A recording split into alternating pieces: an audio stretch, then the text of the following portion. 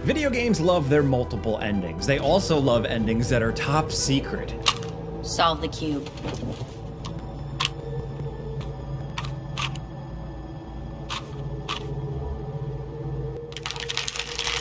And when you find them, sometimes they can absolutely be worth the discovery. So today we're talking about 10 recent games' secret endings that just blew our minds. Now, keep in mind, I'm sure you know the drill by now, but these are recent games. So spoiler warning for these titles on screen here, all right? You have been warned. So let's get started off with number 10. We're starting off hot with this one because for all its faults, High on Life 2 actually has one of the most legitimately nuts secret endings we've ever seen. Like, I honestly think it just has to be seen to be believed. But how do you see it? Well, the setup is both kind of easy to miss, but also not particularly difficult. So stowed away in a corner of the beachfront zone is No Escape by Twilly, an escape room that you can actually go through. They're completely half-assed by design. The common theme that every single room is solved just using the Ankh, no matter what the actual theme of the room is even supposed to be. So you go to a wasteland, you go to a murder shack, you go to a haunted castle, but the puzzle solution is always just the same Egyptian Ankh symbol. So the quest starts going off the rails at the end, where it appears like Twilly has powers beyond time and space. I have existed long before time began, and I shall exist long after time ends. I have borne galaxies with the snap of my fingers. But you do eventually get the opportunity to leave, but most important is that before you finally escape, there's a tablet that can be interacted with that makes it so you opt in to a future escape room experience. Choosing yes, you'll trigger that secret ending. Now, it doesn't seem like anything happens though. I spent the entire rest of the game watching and waiting for the escape room to come back somewhere, but then it never did. By the end, I actually forgot about it. So when the post-final battle party wraps up and you're on your way out, only to see an Ankh on the floor, it's a hell of a final surprise. That's when it's revealed that the entire game has been an escape room. What are you doing here? Well, what did you think? Pretty good escape room. I made it just for you. And hey, you were pretty good at it. The party that you're in now is just a bunch of painted walls, and your family are just a bunch of cardboard cutouts. The entire game has just been one big game of no escape with Twilly. And there is no escape, and that's the end of the game. Thanks for playing. They even hit you with a credits gag. It's all Twilly, all the way down. It's not just an absurd way to end the game, it's also more elaborate than I ever would have expected for like a joke first-person shooter like this. You're finally awake. You must have had a little too much fun at the party. You've been screaming Twilly in your sleep all night. It was pretty funny, honestly. Next at number 9, let's talk about Black Myth Wukong. If I tried to describe the steps required to unlock the secret ending, we'd probably be here all day, but essentially you have to complete each major secret area in each chapter and then face off against the Monkey King's rival in this big epic final battle to then unlock access to the ending. Frankly, the actual ending part of this isn't that much to write home about. It basically turns the downer ending of a game into a happy one, so it's not particularly mind-blowing, but the final battle against Erlong, the sacred divinity, is so crazy over the top for what is essentially a secret boss that it's pretty nuts. This is the sort of thing that you'd save for the standard final battle, but for whatever reason, the developers decided to hide it away behind the most complex set of secret ending requirements we've dealt with in a while. This whole sequence, like, it has its own unique bits, its own animations, boss style. The whole sequence just feels like something more from like a God of War game than anything else in Wukong. And just watching it again, it continuously blows our mind that they buried something that impressive here.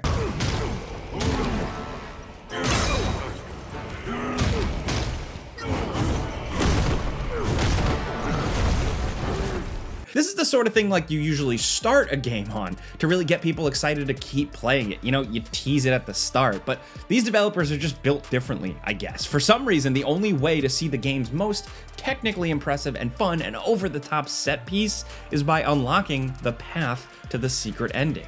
If you're a project manager, this has got to sound like a shocking waste of time and resources. I mean, just imagine how much effort went into this one boss battle that a huge chunk of the player base might not ever see.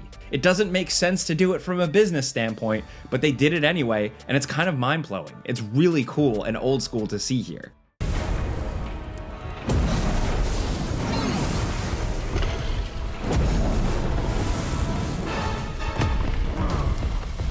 Next at number 8, an ending that's mind-blowing not because of what actually happens in it, but that it exists at all. So Cyberpunk is generally what I'd call a pretty mainstream game, but for the most part, it doesn't have any crazy secrets. You know, outside of the whole FF06B5 thing, and Mr. Blue Eyes, and alright, actually a ton of other things, but look, not like this. So before the final assault on Arasaka Tower, you get a lot of options for how to proceed. You can even check out if you want to and give up without even trying. But it seems like all the other options involve teaming up with someone to assist you with the attack. But there's another secret option to finish the game that asks you to do at least one thing that's incredibly unintuitive. I have no idea how anyone is supposed to figure this out on their own. It's kind of nuts that this is even a thing. So look, to actually make the secret accessible, you have to choose some extremely specific dialogue options when talking to Johnny during chipping in. And then on the rooftop, when you're contemplating your options before doing the attack, you have to,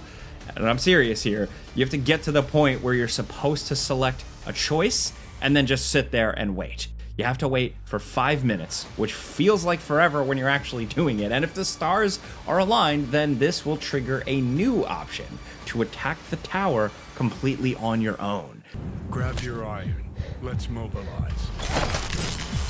Welcome to Arasaka Tower. Time to party Weapons like and it's other hazardous 2023. materials are not allowed on the premises. This is by far the hardest way to end the game, because if you die at any point, then you immediately end the game and the credits roll.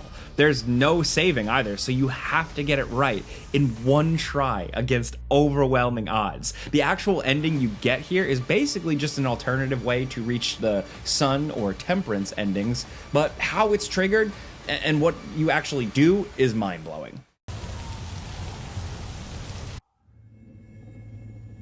Let us go then, you and I, when the evening is spread out against the sky. Next at number 7, Reanimal. This is the newest game from the people behind Little Nightmares, but this one's a little bit different. It's got more aspects of a traditional plot. There's a little dialogue, and there kind of appears to be some kind of specific sequence of events that the 5 friends actually get engaged in. It's not just a series of mishaps happening to them, they are active participants in this story.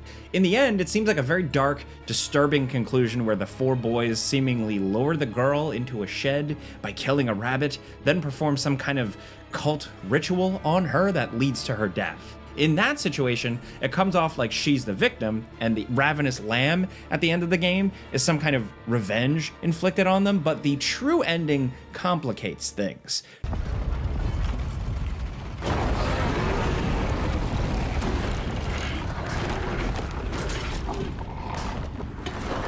To find it, you need to discover 5 coffins hidden in the world. Each one contains the spirit of one of those 5 children, and if you find all of them, then there's an additional scene in the ending where the girl at the bottom of the well is surrounded by the spirits of her friends before the well then begins to fill up with water and flood. So it recontextualizes everything we've seen up to this point and kind of reveals that maybe the ritual we saw wasn't quite as malicious as it seemed, or more likely maybe the thing is that it's this allegory for the end of childhood. Perhaps in the reality of this world, all the friends grew up and grew apart. The horrors of the adult world took them, and this strange world is them reuniting in some kind of limbo. Maybe it's more abstract than that. I don't know. Either way, it's fascinating and weird, and it's fun to put your own theories to it. Unlike their previous games, where there's just nothing to go off of, Reanimal gives you just enough hints that make you want to learn more. The true ending really only raises further questions, and that's what makes it pretty crazy.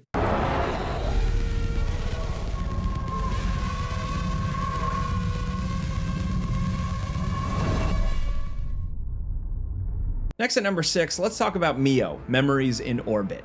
As you'd expect from a Metroidvania that's heavily influenced by games like Symphony of the Night and Hollow Knight, there are a lot of optional secrets hidden all over the place here. To get to the real ending, you have to put in the work, and in this game's case, it gets complicated pretty quickly. There's a lot of setup to unlock the secret ending that involves doing some pretty convoluted stuff like finding a secret hand that turns a giant wheel that rotates a portion of the space station that unlocks the pathway to a secret zone called the Crucible. This place is just one long platforming challenge, and it's relentless. It makes Hollow Knight's White Palace look like World 1-1 from Super Mario World. This is just like this gauntlet that does not let up, and it's long as hell.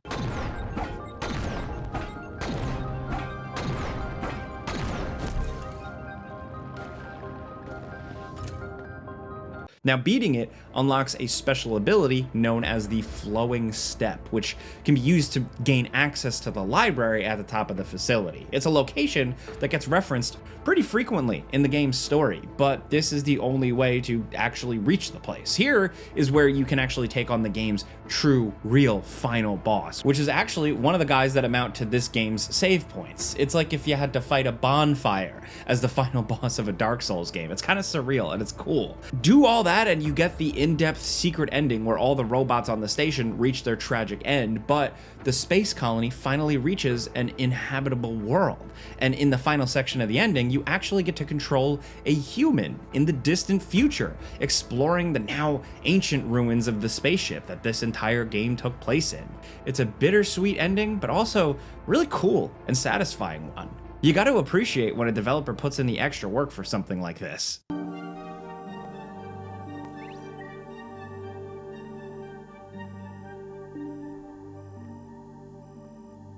Now at number 5, let's talk about Faith, Chapter 3. This indie horror breakthrough might look simple, but it's deceptive. This game is a lot more sophisticated than first appearances suggest. So by the third game, they're pulling some pretty impressive visual tricks on you. You know, way beyond what the game's old school inspired graphics would seem capable of.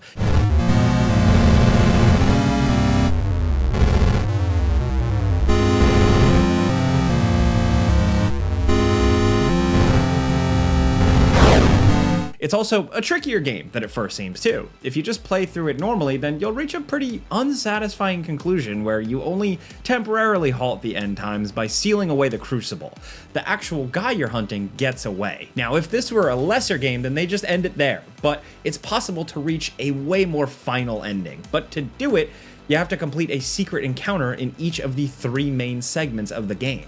Some of these are especially complicated, like the one in the apartment complex where you have to play an elevator game to reach a normally inaccessible floor. If you do everything right, then you can actually enter the Crucible and put a stop to Gary's plans in a final battle pretty reminiscent of Undertale, which is pretty wild coming from the game which up to this point has been more about jump scares than hardcore bullet hell combat. At least you no longer die in one hit, but instead your main guy recites the Catholic version of determination and continues on. This is a pretty long-ass battle with multiple phases and some pretty bizarre turns, but it ends on an extremely satisfying moment where the bad guy, Gary, gets demolished. Now, this is how you end a nightmarish horror game, with 2 guys doing the Predator meme with like total sincerity. Gotta love it.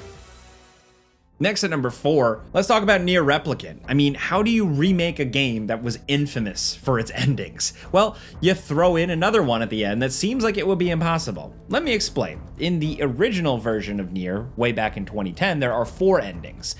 Ending A through ending D, which could only be seen if you play through 3 times in a row. The last 2 endings are especially noteworthy because they force players to make a choice whether to delete their save file in order to save a character. And it is not a bluff. Like, your save does get erased if you pick this ending. It's a pretty bleak way to wrap up the story, as Nier is literally erased from existence by doing this. You know, it's like they were never even there. It's tragic, but that's just how these games go. And it seemed like there could be no way to follow up on that. I mean, you literally erase your save. So what else could even happen?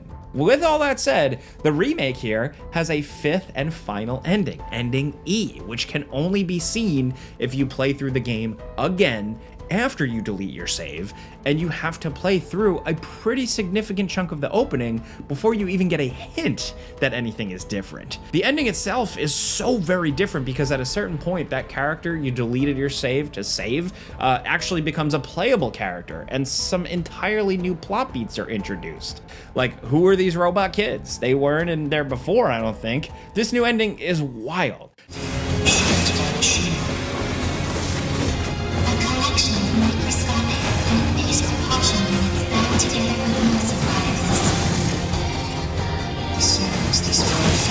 Not just because it continues the story more than 10 years later, but because it's just so damn elaborate while being hidden about as deeply in the game as humanly possible.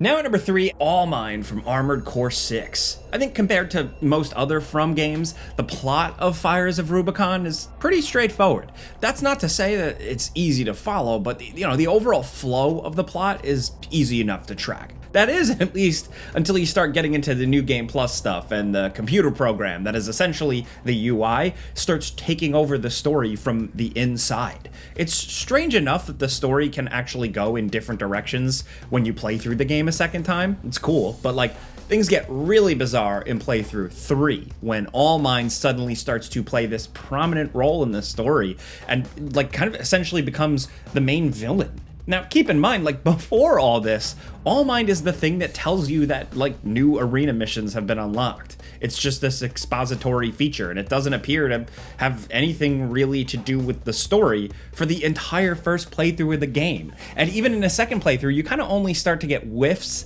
that something might be off. It's really creative. Raven, there's something that troubles me about All Mine. I've been looking for information on Cape Merkson, and there's nothing. Actually triggering the secret third ending isn't as easy as just playing the game 3 times. Of course not. This is From Software, dude. You have to complete both endings previously and then go down a very specific mission route in playthrough 3 to actually get this to turn on. Now, we're used to convoluted ending steps from this studio, but this is pretty complex, man. It all gets very convoluted, and in the end, it's not even All Mine that is the final fight. You actually have to fight against Air in the final battle, who manages to overcome All Mine's control, but it's all in this extremely meta ending to what was otherwise a pretty straightforward game at the start. Like I said, your first playthrough, you would never know this. It's like the ending to Nier Automata where the final boss is the literal credits, only this time it's your menu system that's turned on you. And I don't know, that's just cool as hell. Humanity. Creation's potential. We have the trigger. And we'll pull it ourselves. Now at number 2, let's talk about Look Outside. In most games, the bad ending is the easiest to get, and that's also true for this. You can literally end the game in less than a minute by doing exactly what the title says and looking outside. But if you really want a really bad ending, you have to put some serious effort in. I know this is a game that's come up a lot on ending videos like this. We can't help it.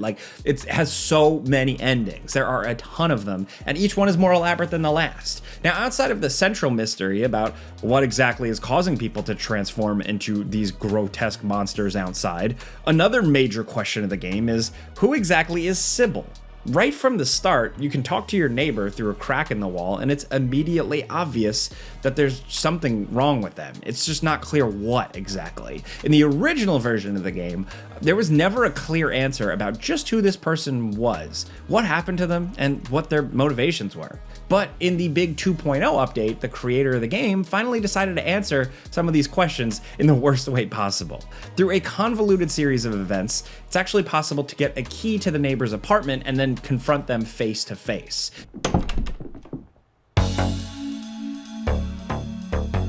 When you go in, it seems entirely ordinary. There doesn't seem to be anything unusual about her, but if you go the extra mile to restore her lost memories, then she reveals that she discovered a horrible secret that must be kept from everyone. If you want to find out what it is, then you gotta kill her. At this point in the game, it's pretty obvious that whatever the secret is, it is not gonna be good. But I mean, come on, if there's a secret, we're gonna wanna see it, even if the game makes it emphatically clear that finding it will not lead to a happy ending at all. Now, killing this character isn't easy either. She's been mutated, so she's becoming like an entire apartment building made of meat, with her organs being people that she's absorbed. It's gross. The only way to actually defeat her is to travel through this meat dimension and kill off most of the organs to weaken her enough that you can then finish her off. It's especially tough because you have to kill them all with a really short time window. Otherwise, they start to come back to life, so you have to plan your route accordingly. Now, when you finally win, she drops a key that opens a door in her old apartment, which hides a note that reveals the nightmarish truth of this world. The visitor coming to Earth wasn't a coincidence. It's actually being drawn back to a lost piece of itself. The Earth and everyone and everything in it is merely a piece of the visitor. When you read the note and the idea enters your head, it's impossible to go back. The note gets absorbed into your hand, and then your feet sink into the floor, and all soon becomes one. All life on Earth was apparently meaningless. It was just this lie that we told ourselves. In the end, it's like the Earth was never even there, and it never even mattered. It's about as Lovecraftian as an ending you can get. Only the horrifying revelation doesn't just break the mind of the protagonist, it breaks the reality of the world itself. If that's not mind-blowing, I don't know what is.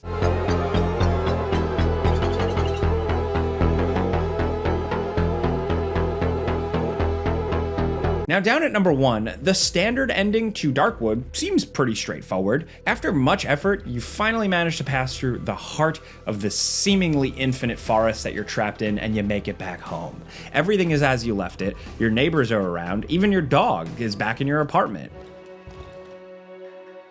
You quietly hang up your coat and go to bed for a well-earned rest, and the camera slowly pans back to the woods where it gives you a text crawl revealing the fates of all the other characters you met back in the woods.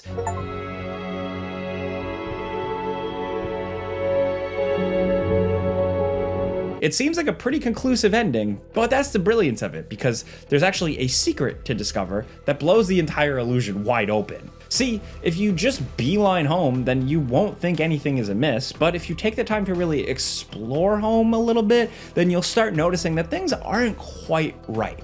There are specifically 4 strange events you can see, and if you catch at least 2 of them, then the reality of your situation starts to break down. So when you get home, you might notice strange roots coming out of the edges of the floor, and you can investigate further by pulling out the floorboards to discover that there's actually something very wrong here. Underneath your bed is this bug-infested hole. There's something so disturbing about this, the way it's just so starkly presented, and it gives you just enough that you have to discover this yourself. It feels like you're succumbing to madness in real time.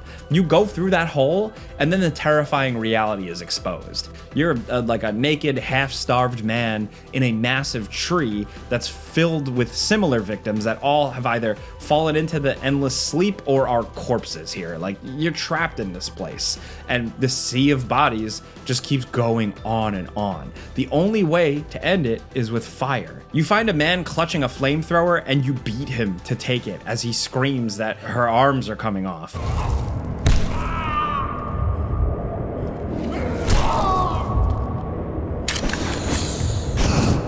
And then all that's left is to burn it all down. You have to burn the tree, the dead, the living. It's like this gross slaughter that ends with the entire tree engulfed in flames. And you're trapped behind a massive crowd of now awake people trying fruitlessly to escape. You can burn as many as you want, but it's never enough to leave. And in the end, the entire forest just burns down. Everyone you met died in this.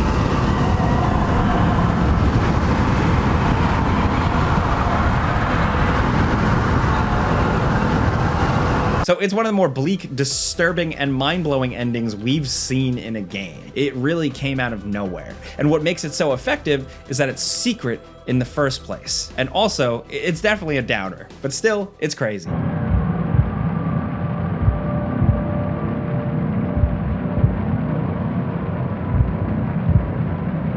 And those are 10 examples of secret endings that just blew our minds. This is always a fun one to talk about. I know you guys got your own examples, so let us know in the comments, anything you're thinking at all. If you like this video, clicking the like button helps us out. We really appreciate that. And if you're new, consider subscribing, maybe hitting that notification bell, because we put out videos every single day. But as always, thanks for watching, and we'll see you guys next time.